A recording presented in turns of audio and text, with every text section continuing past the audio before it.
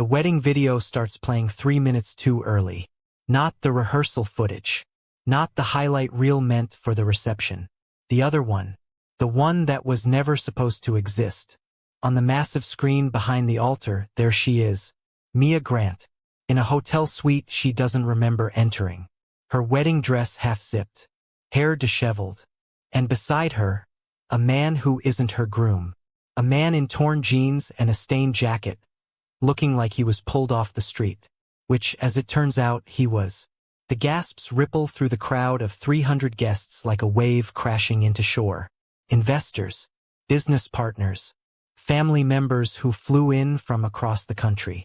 They're all watching, all witnessing what appears to be irrefutable proof of betrayal on the morning of her own wedding. Mia stands frozen at the altar, her bouquet trembling in her hands. She turns to look at the screen, and for one terrible moment, she doesn't understand what she's seeing. Then it hits her. The hotel room, the locked door, the hours she can't account for, the dizziness that made the world tilt sideways before everything went black. This isn't a mistake. This is a plan. Luke Shaw, her fiancé of 2 years, takes a step back from her. His face is a masterpiece of wounded dignity. The crowd is watching him now, waiting to see how the betrayed groom will react. He doesn't disappoint. His voice breaks just enough to sound genuine when he speaks. I trusted you. I loved you. And this is what you do to me? To us? The room erupts. Whispers become shouts. Phones emerge from pockets and purses.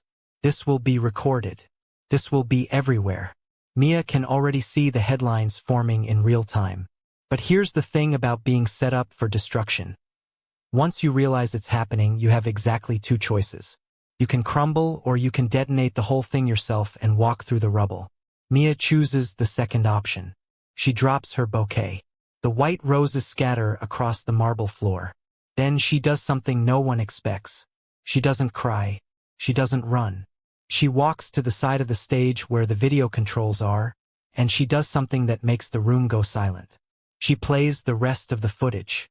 The screen flickers. The hotel room scene continues, but now there's audio. The man beside her in the video, the supposed beggar, is speaking. His voice is calm, almost clinical. You need to leave. Right now. Someone's gonna come through that door in about 4 minutes, and they're gonna take pictures. This is a setup. Video Mia stirs, groggy, confused. What? Where am I? A hotel. The Grandview. Room 847. Your dress has been tampered with to look worse than it is. Nothing happened. But someone wants it to look like it did. Present-day Mia watches the crowd watching the screen. She can see the confusion starting to spread. Luke's performance falters for just a second. Just long enough. But she's not done. With shaking hands, she pulls a second phone from somewhere in the folds of her dress. Not her phone. The one she found this morning, taped under the bathroom sink of that hotel room. The one the beggar told her about before she ran. She connects it to the system. A new video begins to play. This one is from 3 days ago. Luke Shaw and Chloe Grant, Mia's stepsister, sitting in what looks like Chloe's apartment. Wine glasses on the table. Laughter in their voices. And words. So many words. She's been taking the pills for 8 months now. Mixed right into her morning smoothies. By the time anyone figures out it's not just stress or burnout, it'll be too late. That's Chloe's voice, bright and cheerful, like she's discussing a weekend brunch plan. Luke leans back, grinning. And the video? Already arranged. Gabriel Costa, homeless veteran, paid him $500 to be in the room. Told him it was for a theater project. He won't talk. He can barely afford food. Perfect. After the wedding disaster, the investors will panic. They'll want stability. I'll step in, calm everyone down, position myself as the reliable one. The patents transfer to me as her spouse anyway if she's declared mentally unfit. And with her medical records showing cognitive decline, Chloe raises her glass. To Mia, who built everything and will lose it all. They clink glasses. The ballroom has gone completely silent. It's the kind of silence that vibrates, that hums with potential energy about to be released. Mia turns to face the crowd. Her voice is steady when she speaks, though every word costs her something. I woke up this morning in a hotel room I don't remember going to. I was drugged. I was positioned next to a stranger. And I was supposed to be too ashamed, too destroyed to fight back. But the man they paid to help frame me? He didn't. He warned me instead. He told me where to find the evidence. He gave me a chance. She turns to Luke. His face has gone from wounded to ashen. You wanted a spectacle? You wanted everyone to see something unforgettable. She walks down from the altar. Her heels click against marble. Every eye in the room follows her. And then she does something that will be talked about for years. She walks to the back of the ballroom, where a man is standing near the exit. He's cleaned up since the video, wearing an ill-fitting suit that was clearly borrowed or pulled from a donation bin. His face is weathered, his hair still too long, but his eyes are clear and sharp. Gabriel Costa, the beggar who was supposed to help destroy her. Mia stops in front of him. You protected me when you had every reason not to. You warned me when you could have just taken the money and walked away. You gave me the truth when everyone I trusted was feeding me poison. Gabe, because that's what he told her to call him when they spoke for those brief, frantic minutes in the hotel room, looks uncomfortable with the attention. You don't owe me anything. I just did what anyone decent would do. No, Mia says quietly. You did what no one in my life has done in years. You chose the right thing over the easy thing. She turns back to the crowd. To Luke, whose face is now a mask of rage. To her father, Robert Grant, sitting in the front row, confusion and calculation warring in his expression. To Chloe, whose porcelain features have cracked just enough to show fear underneath. Luke Shaw, I reject you. I reject your lies, your manipulation, and whatever future you thought you could steal from me. Then she turns back to Gabe. Her voice drops, meant only for him, but the ballroom is so quiet that everyone hears anyway. Will you marry me instead? Right now, right here, with all these witnesses. Not because I love you. I don't know you well enough yet. But because I need to choose something real in a room full of people who've been lying to my face for years. And because if I'm going to marry someone today, it might as well be someone who proved they won't hurt me when given the perfect opportunity. If you were standing in that room with 300 people holding their breath, with cameras recording every second, with your entire life exploding around you, would you have the courage to make a choice that looks like madness to everyone watching? Or would the fear of judgment be enough to keep you silent? Gabe stares at her for a long moment. Then, incredibly, he smiles. It's a small smile, sad around the edges, but genuine. That might be the strangest proposal I've ever heard. But yes, if you're sure, if you really want to do this, I'm sure. The officiant, who's been standing frozen at the altar this entire time, looks like he's been dropped into a fever dream, but he's professional enough to rally. Or maybe he's just too shocked to do anything but follow protocol. We'll need 2 witnesses to sign. 2 of Mia's colleagues from her company stand up without hesitation. They walk to the front. One of them, a woman named Dr. Sarah Chun, squeezes Mia's shoulder as she passes. About damn time someone called them out, Sarah whispers. The ceremony takes 11 minutes. There's no music, no readings, just the bare legal minimum. Gabe's hands are rough and calloused when he takes Mia's. His voice is steady when he says the words. When it's time for the kiss, Mia leans in and whispers, "You don't have to." "I know," Gabe whispers back. Then he kisses her cheek instead, gentle and brief. The witnesses sign. The officiant signs. It's done. Mia turns to face the room as a married woman for the second time in 30 minutes. The room that was supposed to witness her triumph with Luke. The room that was supposed to be the beginning of a calculated power merger disguised as love. "You all came here to see a wedding," she says. "You got one. Just not the one you expected." Then she walks out, her hand in Gabe's. Behind them, the room erupts. Phones are already dialing. Messages are already being typed. The video footage is already being shared across social media platforms. Luke is yelling something, his composure completely shattered. Chloe is trying to leave through a side exit. Robert Grant sits motionless in his seat, watching his daughter walk away with a stranger. Outside the venue, in the bright San Francisco afternoon, Mia stops on the sidewalk. The reality of what she's just done is starting to sink in. She's married to a man she doesn't know. She's just destroyed every relationship she has. She's walking away from a family that will never forgive this. From a company she built from nothing.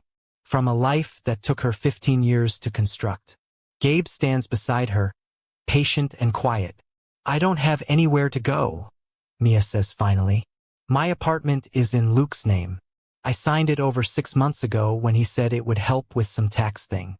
I don't even have my phone. Or my wallet." "You have me," Gabe says simply, "for whatever that's worth. And I have a place. It's not much, but it's somewhere to start." Mia laughs, and it comes out sounding slightly unhinged. "I just married a man I met this morning. I've lost my mind." "Maybe," Gabe says, "or maybe you just saved it." They start walking. Neither of them knows where they're going.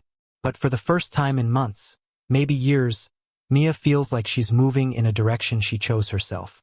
How often do you think we mistake going along with plans for having control of our lives? How many people stay in situations that are slowly killing them because walking away looks too much like failure? Let me take you back. Because this disaster, this implosion, this moment when everything detonated, it didn't start at the altar. It started weeks earlier in a different kind of room with a different kind of pressure. 6 weeks before the wedding. San Francisco. The offices of Grant and Shaw Technologies. Mia Grant sits in her corner office on the 23rd floor, surrounded by screens displaying code, schematics, and real-time data from hospital robotic systems across 3 states. She's 37 years old. She has 2 master's degrees, one in biomedical engineering and one in artificial intelligence. She co-founded this company 9 years ago with money she earned working 70-hour for weeks at a medical device corporation that treated her like a replaceable part. Grant and Shaw Technologies builds AI-powered robotics for hospitals and logistics companies. Surgical assistants that can work for 16 hours without fatigue. Supply chain systems that predict inventory needs before hospitals run out. Equipment that saves lives and saves money. The company is valued at $200 million and climbing. Mia designed 80% of the core technology herself. But if you ask the investors, the board members, or the press, they'll tell you about Luke Shaw. Charismatic Luke with his perfect smile and his gift for explaining complex technology in simple terms. Luke, who takes meetings with venture capitalists and comes back with new rounds of funding. Luke, who gives the keynote speeches at conferences while Mia runs the actual operations. Mia doesn't mind. At least that's what she tells herself. Someone has to manage the public face of the company. Someone has to be the person who schmoozes and networks and makes people feel comfortable. Luke is good at that. She's good at the work. It's a partnership. It's balanced. Except it isn't. Not anymore. Maybe it never was. Her phone buzzes. A text from Luke. "Investor dinner tonight. 7 p.m. Wear the blue dress. The one that photographs well." Not, "Would you like to come to an investor dinner?" Not, "There's an opportunity tonight if you're available." Just instructions. "Wear this. Be here. Perform your role." Mia stares at the message for a long moment. Then she sets the phone down and goes back to her code. 3 hours later, she's still at her desk when Sarah Chun knocks on her door frame. "You're doing it again," Sarah says. "Doing what?" "Skipping meals. You haven't left this office since 6 this morning. It's almost 4. Mia glances at the clock, surprised. Time has a way of disappearing when she's deep in a problem. "I had coffee." "Coffee isn't food." Sarah walks in without invitation and sets a sandwich on Mia's desk. "Turkey and avocado from the deli downstairs. Eat before you pass out, and I have to explain to the board why our chief architect is unconscious on the floor." Mia picks up the sandwich obediently, takes a bite. Tastes like cardboard, but that might be her, not the food. Everything tastes like cardboard lately. "You okay?"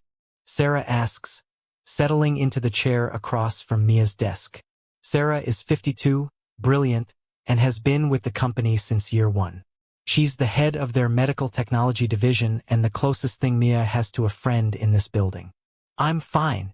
You're not fine. You've lost weight. You're exhausted all the time. You barely talk in meetings anymore. And before you tell me it's just stress from the wedding planning, I've known you for 9 years. This is different. Mia sets down the sandwich. What do you want me to say, Sarah? I want you to be honest. With me, if not with yourself. The words sit there between them. Mia looks at her screens, at the lines of code that make sense in ways human relationships never quite do. I'm tired, she says finally. I'm tired all the time. I can't focus the way I used to. I forget things. Simple things.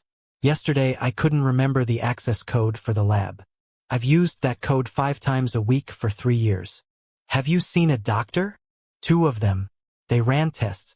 Everything came back normal. They said it's probably stress. Pre-wedding jitters combined with work pressure. They suggested I take some time off. Maybe try meditation. Sarah's expression hardens.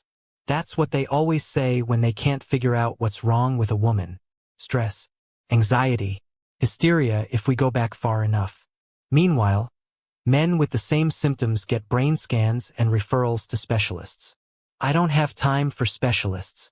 We're 3 weeks from the biggest investor presentation of our careers. If we land this funding round, we can expand into 5 new markets. If we don't. Mia doesn't finish the sentence. They both know what happens if they don't. And Luke? What does he say about all this? Mia doesn't answer right away. What does Luke say? He says she's working too hard. He says she needs to relax. He says the wedding will fix everything, that having something to celebrate will give her energy back. He says a lot of things, actually. He just doesn't do much about any of them. He's supportive, Mia says, which isn't quite a lie but isn't quite the truth either. Sarah gives her a look that says she knows better but won't push. Eat the rest of that sandwich. And drink some water. You look dehydrated. After Sarah leaves, Mia does drink some water. But the sandwich sits half-eaten on her desk while she returns to her code. She has a deadline. She has responsibilities. She has a company depending on her. That night, at the investor dinner, Luke is everything Mia isn't. Charming. Energetic. He works the room like a politician at a fundraiser, making everyone feel important and included. He tells stories about the company's early days. Stories where he's the hero and Mia is the brilliant but quirky technical genius who needed his vision to succeed. Mia stands beside him in her blue dress, smiling when appropriate, nodding along to stories she could correct but doesn't. One of the investors asks her a direct question about the next generation of their surgical robotics, and she launches into an explanation that's probably too technical. She can see eyes glazing over. Luke swoops in smoothly, translating her words into something simpler, something that makes people nod and smile. What she means, Luke says, is that we're going to revolutionize the way hospitals think about surgery. Imagine a world where the best surgical expertise is available anywhere, anytime, regardless of geography or economics. That's what we're building. It's a good pitch. It's her technology, his words. That's how it always works.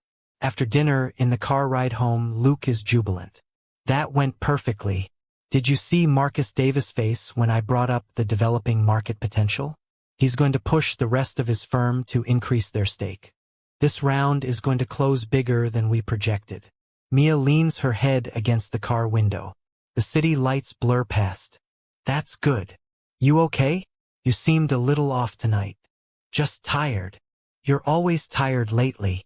There's an edge in his voice now. Not quite annoyance, but close. The wedding is in 3 weeks, Mia. I need you to be present. Engaged. These people are investing in us as much as they're investing in the company. If you keep looking like you're about to collapse, I'll be fine. You need to be better than fine. You need to be exceptional. He reaches over and takes her hand. The gesture is meant to be comforting, but his grip is too tight.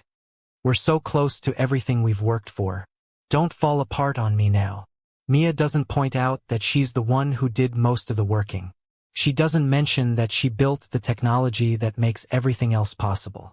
She doesn't say that maybe, just maybe, She's falling apart because she's been holding everything together for so long that she forgot what it feels like to be supported instead of carrying the weight. She just says, "I won't. I promise." The car drops her at her apartment. Luke has a late meeting or a drink with a colleague or something else that means he won't be coming up. Mia doesn't ask for details. She's too exhausted to care. Inside, her apartment is dark and cold. She turns on lights, but they don't help. The space feels empty in a way that has nothing to do with furniture or decoration. She's lived here for 4 years, but it doesn't feel like hers. Luke chose most of the furniture. Luke picked the neighborhood. Luke wanted something modern and impressive for when they entertained clients. Mia walks to the kitchen and opens the refrigerator. There are containers of prepared meals, the kind delivered by a service that Luke subscribed her to 6 months ago. "You're too busy to cook," he said. "This will make things easier." It did make things easier. It also means she can't remember the last time she actually chose what to eat. She pulls out a container labeled Tuesday. Grilled chicken and vegetables. She eats it standing at the counter, not bothering to heat it up. It tastes like cardboard. Everything tastes like cardboard. Her phone buzzes. A text from her stepsister Chloe. "Hey, want to grab coffee tomorrow? Feel like I haven't seen you in forever." Mia stares at the message. Chloe has been reaching out more lately, being supportive, helpful. She offered to help with wedding planning. She brought Mia smoothies when she worked late. She listened when Mia complained about being tired. She's been a better sister in the past few months than in all the years before combined. Mia types back, "Can't tomorrow. Buried in work. Maybe next week." The response comes immediately. "You work too hard, but I get it. Take care of yourself. Love you." Mia sets down the phone and looks around her empty apartment. Take care of yourself. Everyone keeps saying that. As if the problem is simply that she's not trying hard enough to be healthy. As if exhaustion and brain fog and forgetting simple things are personal failings she could fix with better self-care. She doesn't know it yet, but Chloe isn't bringing her smoothies out of sisterly love. She's bringing her poison, carefully measured, designed to build up slowly in her system. Just enough to cause symptoms. Just enough to make doctors dismiss her as stressed and overworked. Just enough to set the stage for what comes next. Mia also doesn't know that Luke has already started transferring her patents to his name. Slowly, quietly, using the power of attorney she signed months ago when he said it would streamline some legal processes. "Just a formality," he told her. "It'll make everything easier if something happens and you can't make decisions." She signed because she trusted him. Because they were partners. Because she was tired and it was easier to say yes than to ask questions. These are the kinds of betrayals that don't look like betrayals at first. They look like convenience, like help, like someone making your life easier when you're too overwhelmed to notice they're also making it smaller. Would you have noticed? If someone you loved was slowly poisoning you, slowly stealing from you, slowly positioning you for destruction, would you see it happening? Or would you mistake it for love because the person doing it kept telling you they cared? 2 weeks before the wedding, Mia collapses during a board meeting. One moment she's presenting quarterly projections. The next, the room is spinning and she's on the floor. People are shouting. Someone calls for a doctor. Luke is beside her, his face arranged in perfect concern for the dozen witnesses watching. She wakes up in a hospital room 3 hours later. Luke is there, holding her hand. The doctor is there too, looking apologetic and slightly frustrated. "All your tests came back clean," the doctor says. "Blood work, EKG, neurological function, everything looks normal. My best guess is that you fainted from a combination of dehydration, low blood sugar, and exhaustion. You need to slow down, Ms. Grant. Your body is telling you it needs rest." "I don't have time to rest. The wedding is in 2 weeks. And we have an investor presentation." "I don't care what you have scheduled," the doctor interrupts. "If you don't rest, you're going to end up back here, or somewhere worse. Consider this a warning." After the doctor leaves, Luke stays beside her bed. His expression is harder to read now that they're alone. "This is embarrassing," he says quietly. "Collapsing in front of the board? They're going to question your stability, your competence, We can't afford that right now. I'm sorry, Mia says automatically. You should be. We're about to close the biggest funding round in the company's history, and you're falling apart. What am I supposed to tell people? That my wife-to-be, the so-called genius behind our technology, can't even stay conscious through a simple meeting. The words land like slaps. Mia feels tears burning in her eyes, which just makes her angrier. She's not a crier. She doesn't fall apart. Except apparently she does now. I'm trying, she whispers. Try harder. Luke stands up. I need to go handle damage control. The board wants to talk. I'll tell them you're fine, that it's just wedding stress, that you'll be back to normal soon. Don't make me a liar, Mia. He leaves without kissing her goodbye. Mia lies in the hospital bed, staring at the ceiling, and wonders when exactly her life became something she doesn't recognize. When did Luke's support turn into criticism? When did her partnership become so unbalanced? When did she become too tired to fight back against any of it? Chloe arrives an hour later with flowers and sympathy. I came as soon as I heard. Are you okay? Do you need anything? I'm fine. They're discharging me in a few hours. You scared everyone. Dad called me. He's worried about you. Mia doubts that.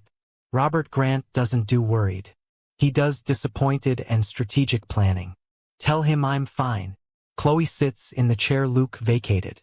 She's wearing a soft cream sweater and jeans, looking young and fresh and everything Mia doesn't feel. Chloe is 31, 6 years younger, the daughter of Robert's second wife. They've never been close, but they've never been enemies either. Just distant relatives occupying the same family space. Can I tell you something? Chloe says quietly. And you won't get mad? Sure. I don't think Luke is good for you. I know he's your fiancé and I know you love him, but the way he talks to you sometimes, the way he takes credit for your work, it doesn't sit right with me. Mia closes her eyes. She doesn't have the energy for this conversation. Luke is under a lot of pressure. We both are. Maybe. Or maybe he's just showing you who he really is, and you're too loyal to see it. Why are you saying this now? 2 weeks before my wedding. Chloe hesitates. Then, because I love you. Because you're my sister, even if we haven't always been close. And because I don't want to watch you marry someone who makes you miserable. Mia wants to argue, wants to defend Luke. But the words won't come. Because somewhere deep down, past the exhaustion and the brain fog and the constant sense of being slightly off balance, she knows Chloe isn't entirely wrong. But knowing and doing something about it are different things. So Mia just says, I'm too tired for this conversation. Chloe nods, pats her hand. Get some rest. Call me if you need anything. After Chloe leaves, Mia lies there wondering if she's making a mistake. Wondering if she should postpone the wedding. Wondering if she should take a closer look at what her life has become. But then the doctor comes back with discharge papers, and Luke texts that he sent a car for her. And the momentum of everything already set in motion carries her forward. Because stopping, turning around, admitting she's on the wrong path, that would require energy she doesn't have. So she gets discharged. She goes home. She takes the pills the doctor prescribed for stress. She drinks the smoothie Chloe drops off the next morning. She goes back to work. She keeps moving forward because stopping feels more dangerous than continuing. Have you ever been so deep into something that turning back felt impossible? Even when you knew, somewhere in the back of your mind, that you were heading toward a cliff. Even when people tried to warn you. Even when your own body was trying to tell you something was wrong. The week before the wedding, Luke moves Mia into a hotel. You need rest, he says. No work, no stress, just wedding preparation and recovery. The presidential suite at the Grandview is already booked. Consider it my wedding gift. A week of peace. Mia is too tired to argue. The hotel is beautiful, luxurious, quiet. Chloe comes by every day with meals, with magazines, with cheerful conversation. Luke visits in the evenings, bringing flowers and talking about the future. About the wedding. About the company expansion after they're married. About how everything is going to be perfect. Mia tries to relax, but she can't shake the feeling that something is wrong. She keeps forgetting small things. losing time, waking up in the middle of the night disoriented and nauseous. The symptoms are getting worse, not better. On the morning of her wedding, Chloe brings breakfast. A beautiful spread of pastries, fresh fruit, and a smoothie. Your favorite, Chloe says brightly. Strawberry banana with protein powder. You need your energy today. Mia drinks the smoothie while Chloe talks about final details. The photographer is confirmed. The flowers arrived early and they're gorgeous. The weather is perfect. Everything is perfect. Except Mia can't focus on Chloe's words. The room is starting to tilt. Her vision is blurring at the edges. I don't feel well, she says. Wedding nerves, Chloe assures her. Totally normal. Just lie down for a bit. I'll wake you when it's time to get ready. Mia lies down on the hotel bed. The last thing she remembers is Chloe's face above her, smiling, saying something Mia can't quite hear. The next thing she knows, she's waking up in a different room, different hotel. Her dress is on but disheveled. Her hair is a mess, and there's a man beside her, a stranger with rough hands and kind eyes and clothes that have seen better days. She panics, tries to scream. Her throat is too dry. The man raises his hands, palms out. Don't scream, please. I know this looks bad. I know you're scared. But I'm not here to hurt you. Someone paid me to be here. To be in this room when you woke up. To make it look like something happened. But nothing happened. I swear to you, nothing happened. Who are you? My name is Gabriel Costa. People call me Gabe. I'm nobody important. I've been on the streets for about 8 months. Someone approached me yesterday, offered me $500 to participate in what they called a theater project. They said it was for a video that we'd just stage a scene, that it was all legal and above board. I needed the money, so I said yes. But when I got here and saw you unconscious, when I heard them talking about timing the photos, I realized what this really was. Photos? Someone is going to come through that door in about 3 minutes. They're going to take pictures. They're going to make this look like you and I, like we. He can't finish the sentence. You need to leave, right now, before they get here. Mia's brain is working too slowly. Nothing makes sense. I'm getting married today. I know. That's why this is happening now. That's why it has to look authentic. Someone wants to destroy you, and they're using me to do it. But I won't. I can't. I've done a lot of things I'm not proud of, but I won't be part of this. Who paid you? I don't know. It was all done through intermediaries, cash exchanges, burner phones.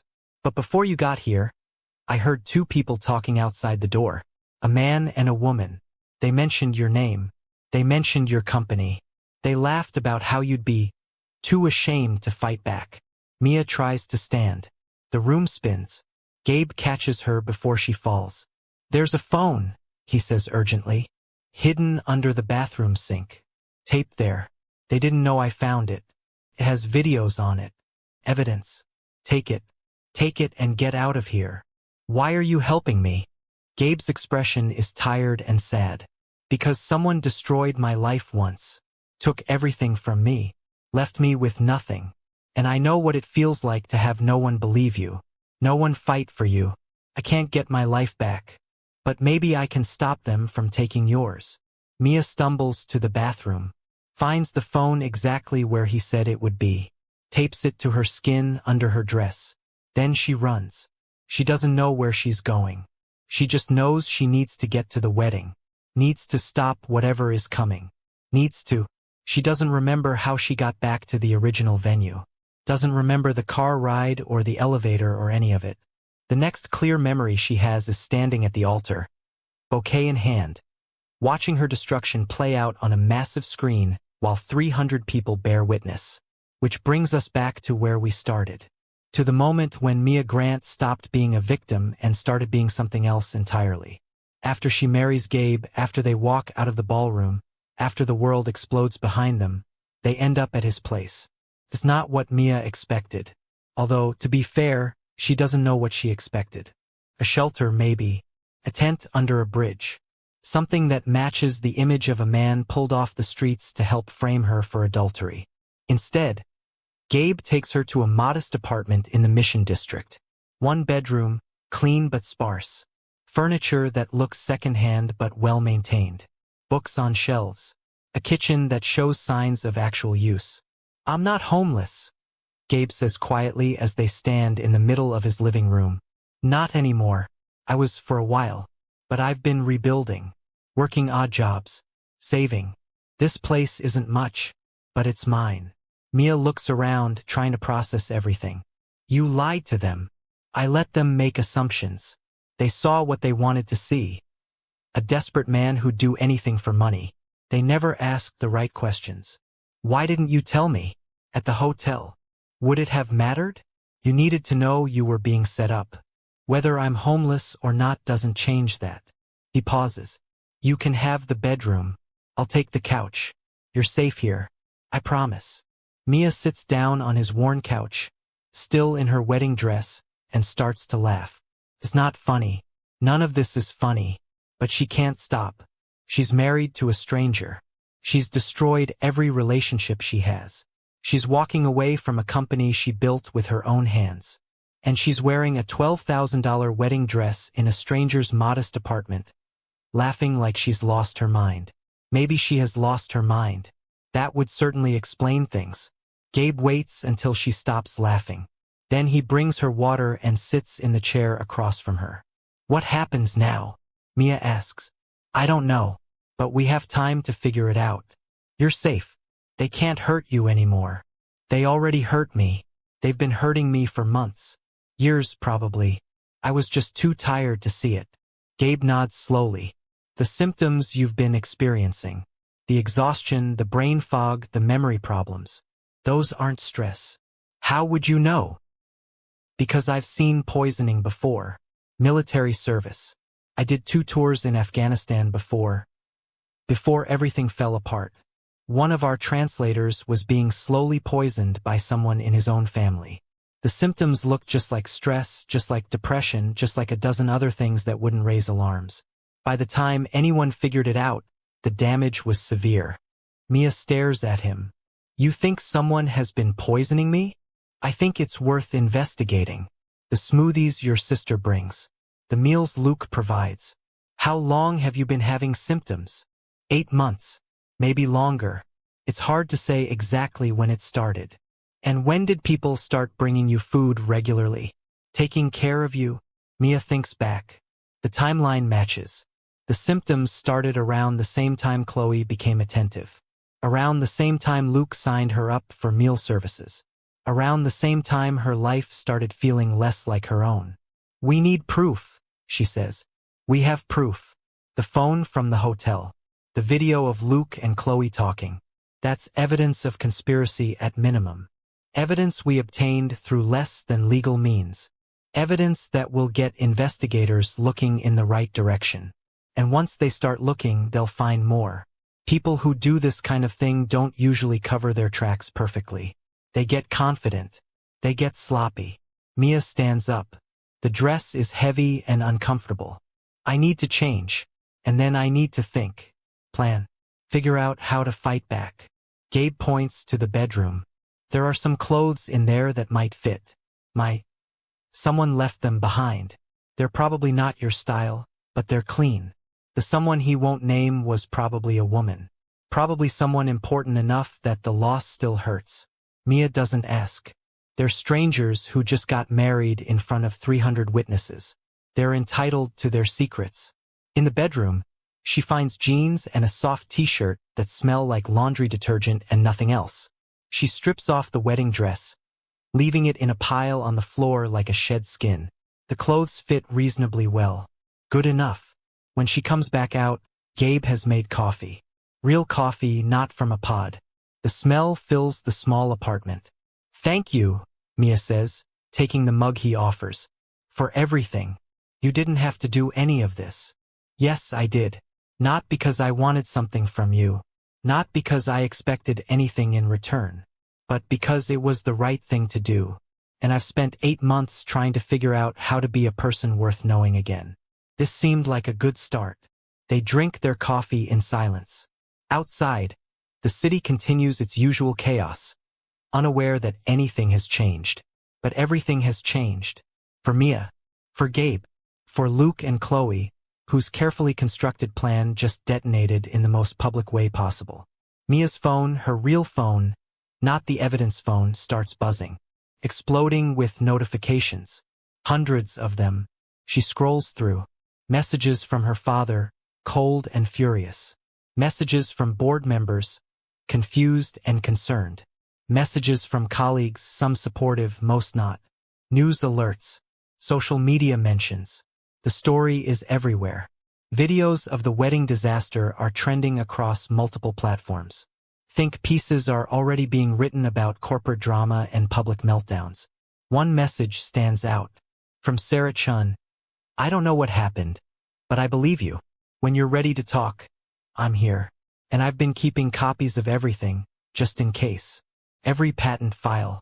Every development document. Everything with your name on it. No one can claim you didn't build this company. Mia reads the message 3 times. Maybe she hasn't lost everything after all. Over the next few days, Mia and Gabe settle into a strange routine. He goes to work. She discovers he's been doing carpentry and restoration work, and she starts pulling together evidence. She reaches out to Sarah, who brings boxes of documents to Gabe's apartment. Together, they build a case. The videos from the phone show Luke and Chloe planning everything. The framing, the drugging, the theft of intellectual property. The slow poisoning designed to make Mia appear incompetent so Luke could push her out of the company she built. But Mia needs more than videos. She needs medical proof. So she goes to a different doctor, one who specializes in toxicology. She explains her symptoms. She brings samples of the smoothies Chloe stored in her freezer. Samples Mia had the presence of mind to grab before leaving the hotel. The results come back a week later. Traces of multiple substances. Nothing that would kill her quickly, but everything designed to accumulate to cause chronic symptoms, to make her sick enough to be sidelined without being sick enough to raise immediate alarms. Arsenic in small doses. Beta blockers to cause dizziness and fatigue. Other compounds the doctor can't immediately identify but that clearly don't belong in a health smoothie. Mia sits in the doctor's office, holding the report, and tries to process the fact that her stepsister spent months poisoning her. That Luke knew. That they both watched her deteriorate and pretended to care while accelerating her decline. This is attempted murder, the doctor says grimly. You need to go to the police. Mia takes the report and leaves. But she doesn't go to the police. Not yet, because she knows how these things work. She's a woman accusing a charismatic man of conspiracy. She's unstable, collapsed at a board meeting, made a scene at her own wedding, married a stranger in what everyone assumes was a breakdown. Her credibility is already destroyed. Luke and Chloe will have lawyers. They'll have character witnesses. They'll paint her as paranoid and vindictive. She needs something bigger, something that can't be dismissed or spun. Gabe finds her sitting on the floor of his living room, surrounded by papers, that night when he comes home from work. What are you doing? He asks. Planning. Luke wants my company. He can have it. Or rather, he can watch it collapse while I build something better. She shows him the documents she's been reviewing. Patents that are still solely in her name. Technology Luke doesn't fully understand how to maintain. Contracts with hospitals that have termination clauses if key personnel leave. Employees who are loyal to her, not to him. I'm going to resign, Mia says, publicly, citing irreconcilable differences and intellectual property theft. I'm going to take half the technical team with me, and I'm going to start over. That's a declaration of war. Good, because I'm tired of being the victim in this story. Gabe sits down across from her. And the poisoning? The frame job? Evidence for later, when they're weakened, when their credibility is already in question. Right now, I need to survive. I need to rebuild. And I need to make sure they can never do this to anyone else. Over the next few weeks, Mia does exactly what she planned. She resigns from Grant and Shaw Technologies in a letter that's professional, precise, and devastating. She outlines the intellectual property that's solely hers. She explains which patents Luke has no right to use. She notes which hospital contracts will need to be renegotiated now that she's leaving. The board panics. Investors pull back. Luke tries to keep things together, but he doesn't understand the technology well enough. He can pitch, he can sell, but he can't actually do the work. Mia watches from a distance as the company she built starts to crumble. It doesn't feel good exactly, but it feels right. She starts a new company, smaller, leaner, with Sarah as her partner and a team of people who believe in the work more than the hype. They focus on open-source medical technology, on making advanced robotics accessible to hospitals that can't afford premium prices. It's not as flashy as Grant and Shaw. It won't make her a billionaire, but it's hers, fully and completely. Gabe watches all of this happen while maintaining a respectful distance. He goes to work. He cooks dinner. He asks Mia how her day was and actually listens to the answer. He doesn't try to fix things or take credit or insert himself into her professional life. It's the healthiest relationship Mia has ever had, and they barely know each other. One evening, about 6 weeks after the wedding disaster, Mia finds Gabe in the kitchen preparing dinner. He's making something that smells incredible, roasted chicken with herbs she can't identify. "Where did you learn to cook like that?" she asks. "My mother. She was from Tuscany. She believed that food was love made tangible. That if you fed someone well, you were taking care of their soul as much as their body." It's the first personal thing he's shared without being directly asked. Mia sets down her laptop. She's been working from his dining table, and joins him in the kitchen. "Tell me about her." Gabe is quiet for a moment, focused on turning the chicken. Then, "She died when I was 19. Cancer. Fast and brutal. My father checked out emotionally about a year before she passed. By the time she was gone, he was already halfway to being a ghost himself. He died 2 years later. Heart attack, officially. But really, he just gave up. I'm sorry. It was a long time ago." He pauses. "I joined the military after that. Seemed like a good idea. Structure, purpose, a way to be useful. And it was for a while. Until it wasn't." Mia waits. Gabe sets down the cooking utensils and turns to face her. "I came back from Afghanistan with more problems than solutions. PTSD they called it, though that feels like too clean a label for what it actually is. I couldn't hold down a job. Couldn't maintain relationships. Couldn't sleep without seeing things I wanted to forget. I had some money saved, military benefits, a support system, but I burned through all of it. Pushed everyone away. Ended up on the streets because it felt easier than trying to explain to people why I couldn't just get better." "How did you?" Mia doesn't know how to finish the question. "Get back on my feet?" "Slowly. Very slowly. I found a veterans group that didn't require me to talk about feelings or pretend I was okay. They just offered practical help. Housing assistance. Job training. Someone to call when things got bad. Took months. Almost a year. But I started to stabilize. Started to remember that I used to be someone capable of doing more than just surviving." He turns back to the stove. "So when I saw what they were trying to do to you, saw someone being set up to lose everything while people who claimed to love her stood by and watched. I couldn't be part of that. Not even for money I desperately needed." Mia processes everything he's told her and everything he's shown her through his actions over the past 6 weeks. "You're a good person," she says finally. Gabe laughs, but it's sad. "I'm a person trying to be good. There's a difference." They eat dinner together.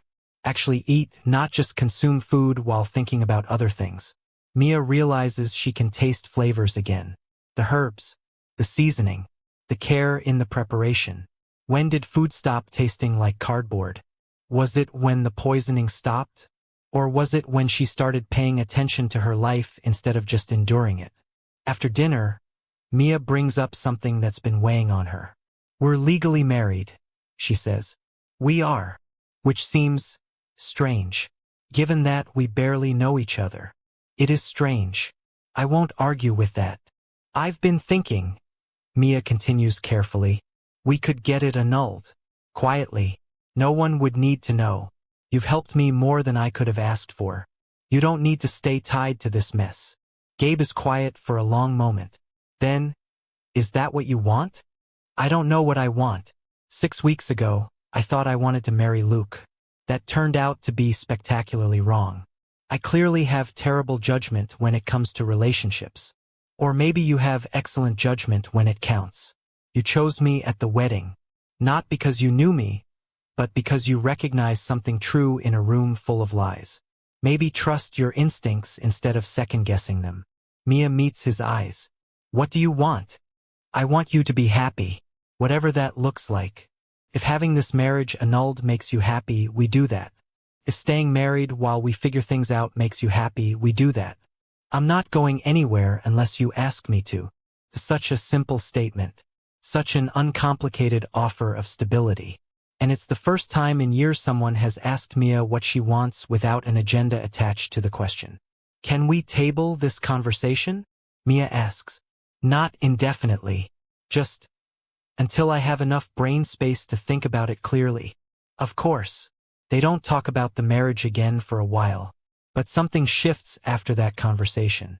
They're more comfortable around each other. More honest.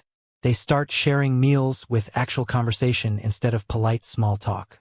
Gabe tells her about the restoration project he's working on. An old Victorian house in No Valley. Mia tells him about her new company. About the challenge of building something from scratch while everyone watches to see if she'll fail. 2 months after the wedding explosion, Luke makes his move. He files a lawsuit claiming that Mia stole intellectual property when she left Grant and Shaw.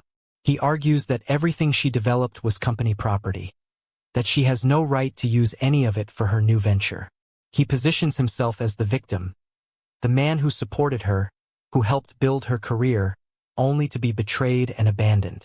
The lawsuit is covered extensively, because of course it is. The story has everything. Corporate drama, a public wedding disaster, accusations of theft. Journalists write think pieces about women in tech, about company ownership, about the ethics of taking work with you when you leave. Most of the coverage is not kind to Mia. She reads the articles sitting at Gabe's dining table, which has become her office.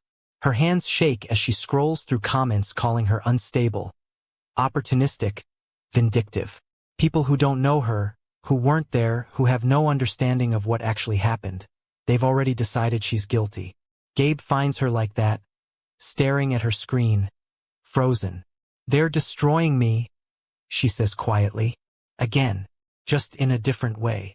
They're trying to. That's not the same as succeeding. He sits down across from her. You have evidence. You have documentation. You have the truth. The truth doesn't matter if no one believes it.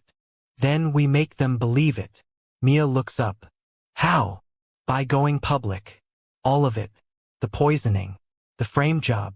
The stolen patents. Every piece of evidence you've been saving. Not through lawyers and courtrooms, though we'll do that too.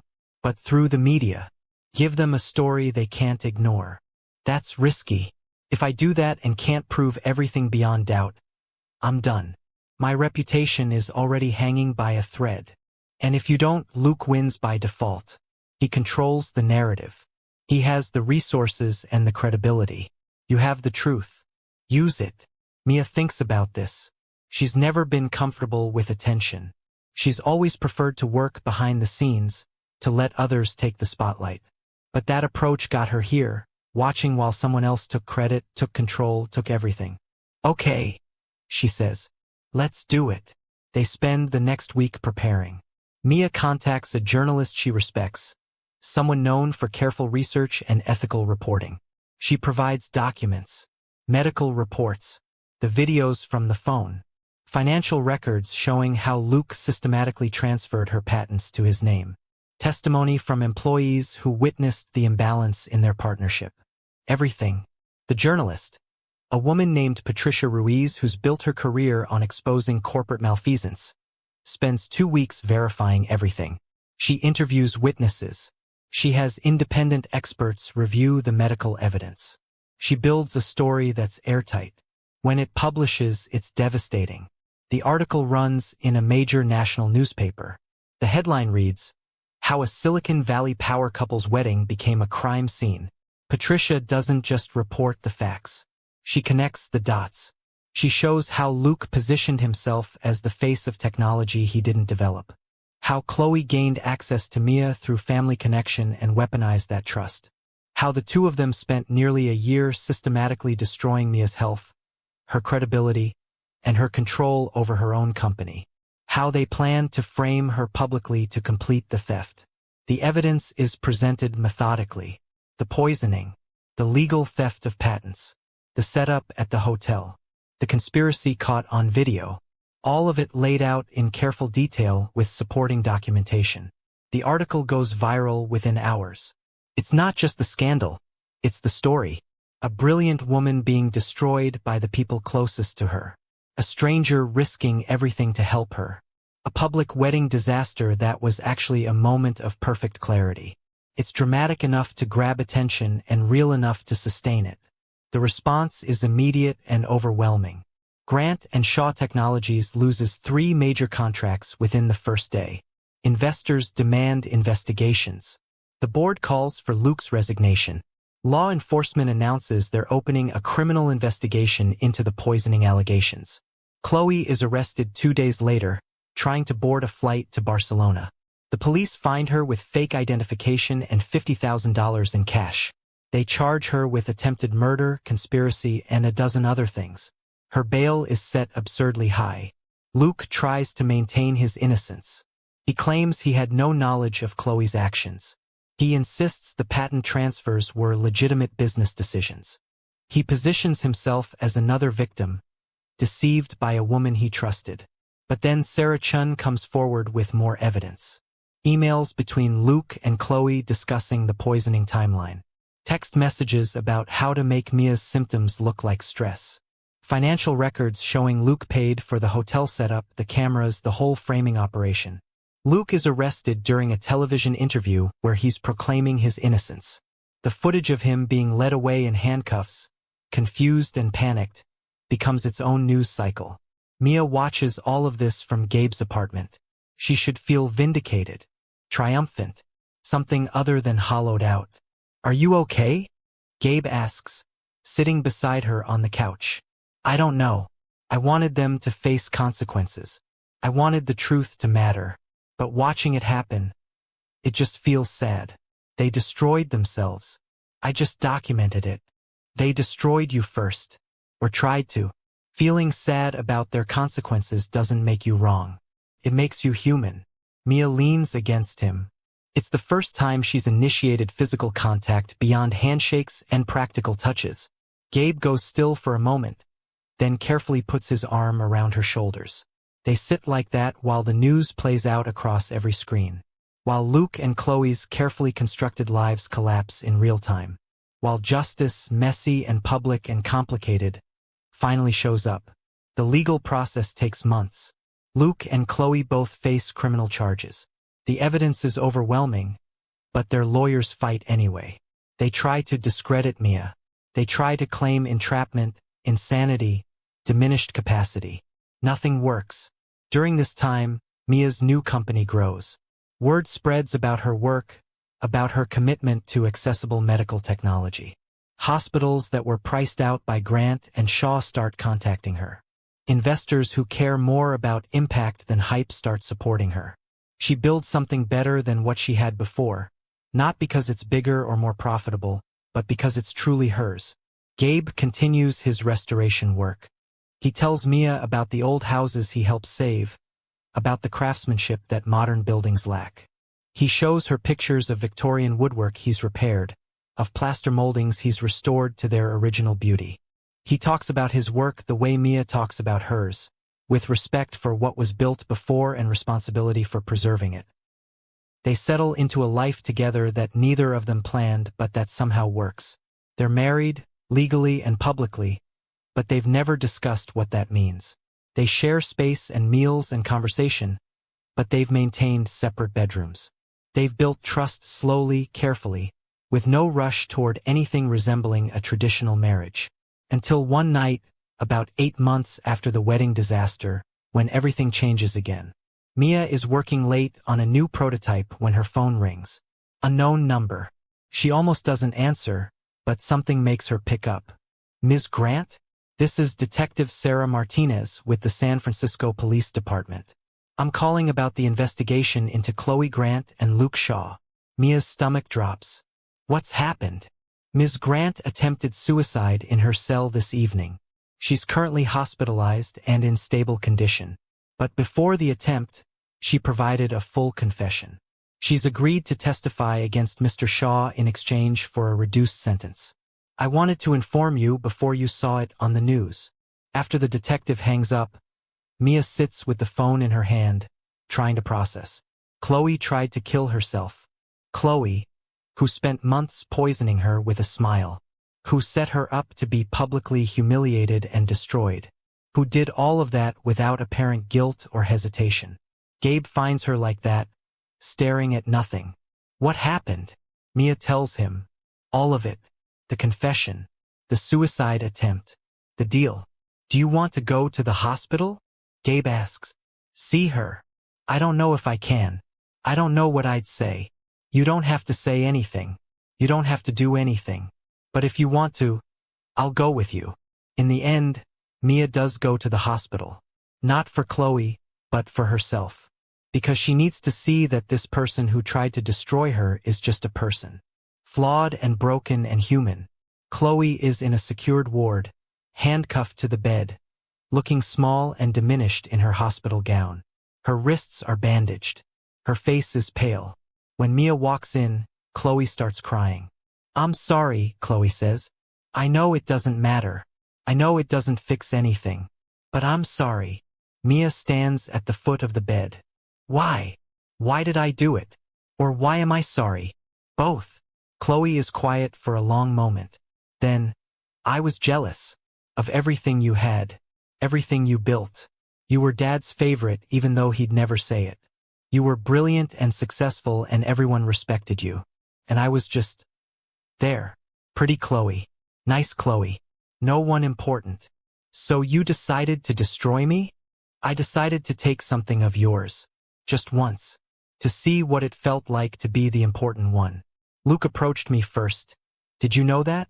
He saw how bitter I was. How resentful. He used it. Made me believe we were partners. That we'd share everything after you were gone. But really, I was just another tool. Another way to control you. And the poisoning? The months of making me sick. Chloe's face crumples. I told myself it wasn't really hurting you. That it was just making you tired, making you easier to manage. I didn't think of it as poisoning. I thought of it as adjusting, making things more fair. I know how insane that sounds now.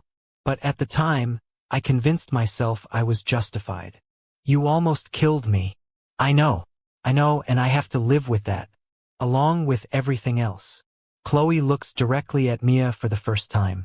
I don't expect forgiveness. I don't deserve it. But I want you to know that seeing what I did, seeing how close I came to destroying someone just because I was jealous, it broke something in me. I can't undo it. But I can make sure Luke doesn't get away with what he did to both of us. Mia doesn't respond right away. She looks at this woman who shares her father, who was part of her family, who became her worst enemy. And she sees not a monster, just a person who made terrible choices and is now facing the consequences. I hope you get help, Mia says finally. Real help, not just punishment. Because whatever broke in you that let you do this, it needs to be fixed or you'll end up right back here. She leaves without saying anything else. Gabe is waiting in the hallway. How do you feel? He asks. Empty. Not angry. Not sad. Just empty. Is that normal? I think after what you've been through, anything you feel is normal. They drive home in silence. Home. When did Gabe's apartment become home? When did his presence become the thing that makes her feel safe? That night, Mia knocks on Gabe's bedroom door. He opens it, concerned. Everything okay? I don't want to sleep alone tonight, Mia says. Not because I want anything specific. Just because I don't want to be alone with my thoughts. Gabe doesn't hesitate. Come in. His bedroom is neat and simple. A bed, a dresser, a chair. No unnecessary decoration. They lie on top of the covers, fully clothed. not touching except for their hands between them. And they talk. About everything and nothing. About childhoods and dreams and regrets. About the people they used to be and the people they're trying to become. Mia falls asleep like that, holding a stranger's hand in a stranger's bed, feeling more at peace than she has in years. When she wakes up in the morning, Gabe is already awake, watching her with an expression she can't quite read. "I think I need to tell you something," he says. Mia's heart sinks. Here it comes. The catch. The revelation that will break this fragile thing they've built. "Okay," she says carefully. Gabe sits up, runs a hand through his hair. "I haven't been completely honest with you. About who I am. About my situation. You're not actually a veteran?" "No, I am. That part's true. But the homeless thing, the struggling to get back on my feet, that's more complicated than I made it sound." He takes a breath. "My full name is Gabriel Marcus Costa, and I'm the sole heir to the Costa Family Trust. Which means I'm wealthy. Very wealthy." Mia stares at him. "What?" "My grandfather built a shipping empire in the 1940s. My father expanded it into logistics and international trade. When he died, everything went into a trust with me as the sole beneficiary.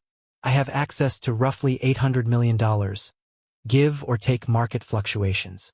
You're a billionaire." "Not quite, but close enough that the difference doesn't matter much." Gabe won't meet her eyes. "After Afghanistan, after everything fell apart, I walked away from it all. The money, the family business, all of it. I wanted to see if I could exist as just a person. Without the wealth, without the name, without all the complications that come with it.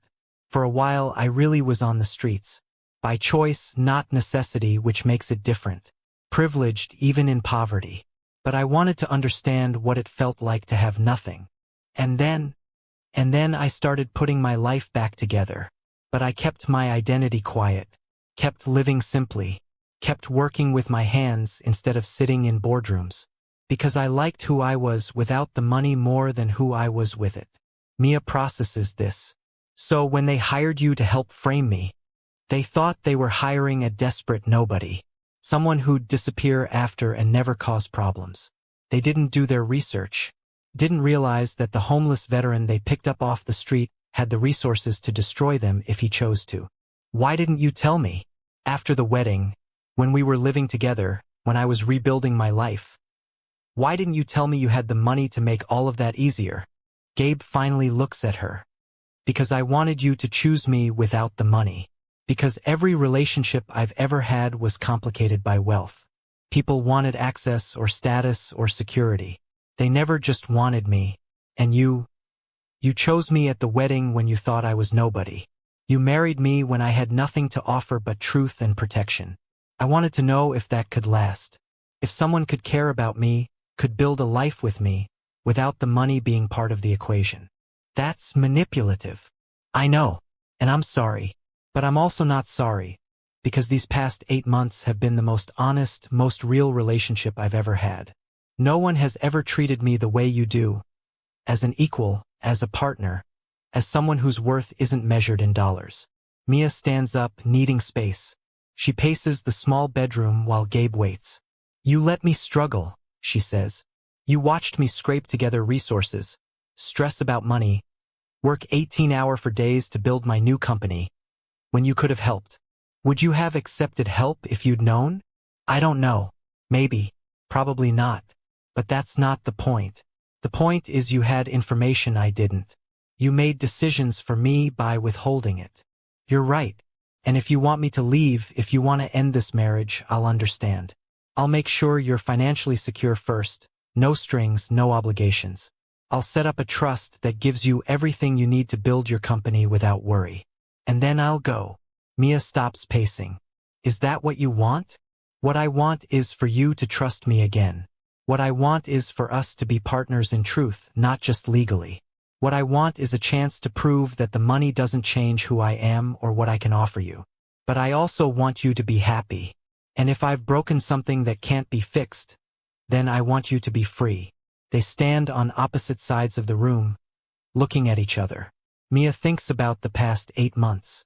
about the meals Gabe cooked and the space he gave her and the way he asked about her work with genuine interest, about how he never tried to fix things or take control, about how he showed up every day without fanfare or expectation. The money doesn't change any of that, but the deception does. I need time, Mia says finally. I need to think about this, about what it means, about whether I can trust you again. Take all the time you need. Mia leaves the room. She goes to her own bedroom, the space that's become hers in this apartment that now feels complicated in new ways. She sits on the bed and tries to think clearly. Gabe is a billionaire. The man she married as an act of defiance, the man she's been building a quiet life with, has access to more money than she could earn in a lifetime. He could have made everything easier. Her company, her legal battles, her entire situation. All of it could have been smoothed over with the right application of resources. But he didn't. He let her struggle. Let her fight her own battles. Let her build something from scratch without his interference.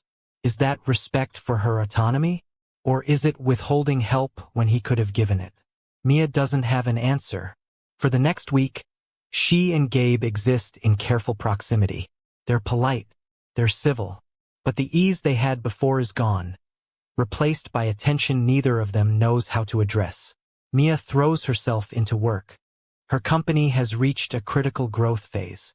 They've developed a prototype for a new surgical assistant that's cheaper and more accessible than anything currently on the market. Hospitals in underserved areas are excited. Funding is coming through. Everything should feel triumphant. Instead, Mia feels hollow. She misses Gabe. She misses the version of him she thought she knew. She misses the simplicity of their life before wealth became part of the equation. One evening, she comes home to find Gabe packing. "What are you doing?" she asks. "Giving you space. I found a place across town. I'll stay there for a while. Give you room to think without me complicating everything." He doesn't look at her as he folds clothes. "I've set up an account for you. Enough to secure your company's funding through the next 2 years. No strings. Whether or not you want to continue this marriage, you shouldn't have to worry about money while you're trying to change the medical technology field." "I don't want your money." "I know, but take it anyway. Not because you need me, but because you shouldn't have to choose between financial stability and building something that matters. Consider it reparations for months of deception." Mia watches him pack. This man who saved her when he had no reason to, who protected her when everyone else wanted her destroyed, who's been quietly present in her life without demanding anything in return, who lied about who he was but never lied about what he felt or what he believed. "Don't go," she says. Gabe stops moving. "What? Don't go. I'm angry with you for not being honest. I'm hurt that you watched me struggle when you had the means to help. But I also understand why you did it. And I don't want you to leave." Gabe sets down the shirt he was folding. "Are you sure?" "No, I'm not sure about anything. But I know that these past 8 months, despite everything, have been good. Real. And I don't want to throw that away because money complicated things. Money always complicates things. At least with you, I know the money came second. With Luke, it was always part of the attraction. Part of the plan. You wanted me to choose you without it. I did. That has to count for something." They stand in the middle of the bedroom, surrounded by half-packed bags and unspoken questions. "What do we do now?" Gabe asks. "We start over. Again. But this time with honesty. All of it. No more secrets. No more withheld information. If we're going to make this work, whatever this is, it has to be based on truth." Agreed. They spend the rest of the evening talking. Gabe tells her about his family, about the pressure of inherited wealth, about the expectations he could never meet, about how the military felt like escape until it became its own kind of prison, about the years he spent trying to find himself and coming up empty. Mia tells him about her childhood, about a father who valued her intelligence but never her humanity, about building a company with someone she loved and slowly realizing the love wasn't reciprocated, about how exhaustion became her normal state and she forgot what it felt like to be well. They talk until late, until they're both exhausted from honesty. And then, for the second time, they fall asleep in the same bed. This time they're touching. Not dramatically, just his hand on her arm, her head near his shoulder. Small intimacies that mean everything. The next morning, Mia wakes up to find Gabe already in the kitchen, making breakfast. Breakfast of eggs and toast and fresh fruit, not just coffee and whatever's convenient. We need to renegotiate our marriage, Mia says, sitting at the table. Gabe sets down a plate in front of her. Okay, what terms are you proposing? Full transparency. No more secrets, no matter how well-intentioned. If you know something that affects me, I need to know it too. Agreed. Partnership. Real partnership. Your resources, your knowledge, your connections, they're available. But so are mine. We make decisions together, not for each other. Agreed. And we figure out what this actually is. We're legally married. We live together.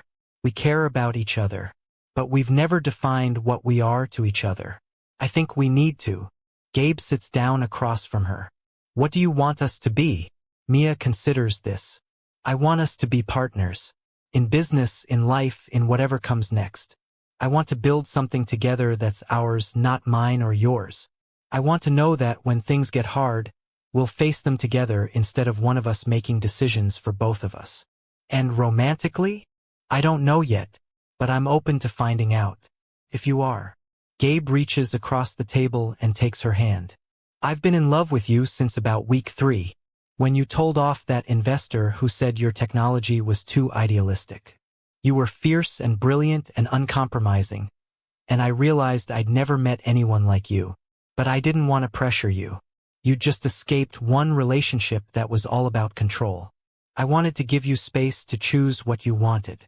Mia absorbs this. He's been in love with her for months. While she was focused on rebuilding her life, on fighting legal battles, on establishing her company. He was there, quietly in love with her, waiting for her to be ready. I'm not there yet, she says honestly. I care about you. I trust you, or I'm learning to trust you again. But love feels like something I need to grow into, not fall into. I've fallen before. It didn't end well. That's okay. I'm patient. And I'd rather have your eventual, thoughtful love than your impulsive, desperate love. We have time. They eat breakfast together. Make plans together. Talk about the future together. It's different from before. More honest, more complicated, but also more real. Over the next few months, things settle into a new rhythm. Mia's company continues to grow. Gabe starts using his real name, his real resources. Together, they establish a foundation that funds medical technology research for underserved communities. They make the foundation a partnership, equal control, equal vision. The legal case against Luke Shaw concludes with a guilty verdict. Multiple counts of fraud, conspiracy, attempted murder through poisoning, and theft of intellectual property. He's sentenced to 18 years in federal prison. His face when the verdict is read becomes another viral moment. The perfect picture of someone who never believed consequences would catch up to him. Chloe takes a plea deal. 8 years, with possibility of parole after 5 if she completes intensive psychological treatment. She writes Mia a letter from prison. Mia doesn't open it. Maybe someday she will. Today isn't that day. Grant and Shaw Technologies collapses completely. The board tries to salvage it, but without Mia's technology and Luke's stolen credibility, there's nothing holding it together. The company is sold for parts. The proceeds go to creditors and defrauded investors. Mia feels nothing watching it die. It was never really hers anyway. Her new company, she calls it Nexus Medical Technologies, does something different. They partner with hospitals in rural areas, in developing countries, in places that have been priced out of medical advancement. They make their designs open source after 3 years, allowing other companies to build on them. They prioritize impact over profit, though the profit comes anyway because good work attracts good people. Sarah Chun is the chief medical officer. Gabe handles the business operations, bringing connections and resources that Mia would have spent years developing on her own. They hire people who were overlooked by other companies. Veterans, people with gaps in their employment history, brilliant minds who don't fit traditional corporate structures. 1 year after the wedding disaster, Mia and Gabe are standing on the deck of his house in Sausalito. His real house, not the apartment where they've been living. It's a beautiful property overlooking the bay, modern architecture mixed with natural elements. All glass and wood and carefully designed space. "This is where you actually live?" Mia asks. "This is where I used to live. Before I walked away from everything. I'm thinking about selling it. Turning it into something useful. A retreat center for veterans maybe. Or a research facility. Something that does more good than being one person's house." Mia looks at the view, at the way the light hits the water. "Or we could live here. Together. Actually together, not just cohabiting." Gabe turns to face her. "Are you saying what I think you're saying?" "I'm saying I'm ready. To actually be married. To build a life that's intentional instead of accidental. To stop holding back because I'm afraid of making another mistake." She takes his hand. "You're not a mistake, Gabe. You're the best decision I ever made. Even if I made it for all the wrong reasons." He kisses her then, finally, properly. Not a peck on the cheek for the cameras. Not a gesture made for witnesses. Just them on a deck overlooking water, choosing each other with full knowledge of who they both are. "I love you," Mia says against his lips. "I should have said it before. But I'm saying it now. I love you too. Have for a while. Will for a while longer." They stand together watching the water, watching the light change, watching their life unfold in ways neither of them could have predicted. And somewhere in the city, in a prison cell, Luke Shaw sits with the knowledge that he destroyed everything trying to steal what was never going to be enough. That he had a partner who would have shared everything, and he chose to take instead. This is a story that defines all odds. Not of a victim who was rescued, but of a woman who saved herself and found a partner worth saving along the way. Is real victory proving others wrong? Or proving yourself right? Mia Grant Costa would say it's neither. Real victory is building a life where other people's opinions, right or wrong, don't define you anymore. Where your worth isn't measured by public perception or external validation. Where you know who you are, what you've built, and who you've become. Everything else is just noise. If the story moved you, if it made you think about the people in your own life, about the choices you make and the ones you avoid, about what real partnership looks like versus performative partnership, then it served its purpose. Subscribe if you want more stories that dig into the messy complexity of being human. Give this video a thumbs up if you think more people should hear about the quiet ways people betray us and the surprising ways we save ourselves. Share it if you know someone who needs to hear that survival is just the beginning, not the ending. Thank you for listening, for staying with this story through all its complications, for caring about people who make mistakes and people who overcome them and people who do both. The world is full of Luke Shaws who take credit for others' work. Full of Chloe Grants who let jealousy poison their choices. Full of situations where the wrong choice looks easier than the right one. But it's also full of people like Mia, who find the strength to choose truth even when it costs everything. And people like Gabe who do the right thing even when no one's watching. Be one of those people.